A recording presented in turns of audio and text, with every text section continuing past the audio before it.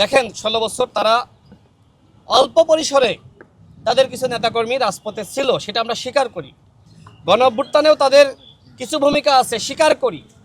কিন্তু আজকে যেভাবে তারা জালিম থেকে মানে মজলুম থেকে তারা আসলে জালিমে পরিণত হয়েছে, মানে আমরা তো তাদেরকে মজলুম হিসেবে জানতাম, ধরো এটা, আমরা তো জামাত ইসলামকে মজলুম হিসেবে জানতাম, তাই না?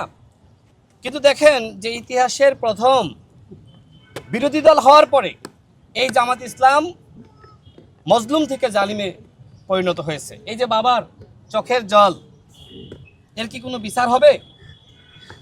তিনি আমাকে বলছিলেন যে আমির হামজার লোকজন তার বাড়িতে গিয়ে হুমকি দিচ্ছে যাতে করে মামলা না করা হয়, মামলা তুলে নেওয়া হয়।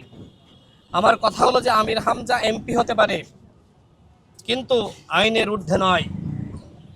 আমির হামজার বিরুদ্ধে ইতিমধ্যে যে মামলা হয়েছে, সেই মামলা অনুযায়ী প্রশাসনকে তার বিরুদ্ধে যথাযথ ব্যবস্থা নেওয়ার আহ্বান করছি। এবং তিনি যে হত্যা চেষ্টা চালিয়েছেন, এই যে সোয়ান মুমূর্ষু অবস্থায়, আরও দুজন কুষ্টিয়া মেডিকেলে ভর্তি আছে, একজনের নাম মুহাদ্দিস, তার পায়ে 22টা সেলাই দেওয়া হয়েছে। যে কথা নাজমুল ইসলাম বলছিলেন, নাজমুল হাসান, যে জামাত শিবিরকে আগে রক্কাটা বাহিনী বলা হতো, এবং এইটা নিয়ে আমরা খুব বেশি কথা কিন্তু আমরা সেই আওয়ামী ফেসিবাদী জামানায় বলি নাই। কিন্তু আমরা দেখছি যে এই জামাত এবং শিবির যে প্রকার দুষ্ট প্রকৃতির, এটা তো আসলেই অতীতে এইভাবে মানুষের পায়ের রক কেটেছে।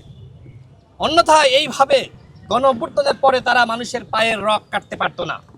অর্থাৎ জামাত শিবিরকে যে রক কাটা বাহিনী বলা হতো, তার প্রমাণ মিলেছে এই ছাত্র অধিকার পরিষদের নেতাকর্মীদেরকে তারা যে পায়ের রক কেটেছে, হত্যা চেষ্টা চালিয়েছে। আমি দেখলাম, অবাক হয়েছি যে জামাতের সেক্রেটারি জেনারেল কতটা নির্লজ্জ বেহায়া হলে তিনি এই হামলার পক্ষে ছাপায় গিয়ে বিবৃতি দিতে পারেন।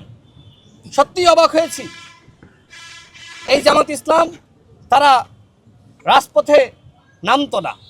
আমি এর আগে একটি বক্তব্যে বলেছিলাম যে উত্তরায় নুরুল হক নূর সহ আমি একদিন জামাতের আমিরের সাথে বৈঠক করি এবং তাকে আহ্বান করি যে আপনাদের যে পরিমাণ সাংগঠনিক সক্ষমতা রয়েছে, যদি আপনারা মাঠে না নামেন, তাহলে বিএনপি বা গণ অধিকার পরিষদ, এই যে আমরা যারা যুগপৎ আন্দোলন করছি, আমরা কিন্তু আসলে মানে আপনারা মাঠে নামলে আমাদের শক্তিটা বাড়বে, তাই না? আমরা 80% হতে পারি, কিন্তু আপনারা তো 10%।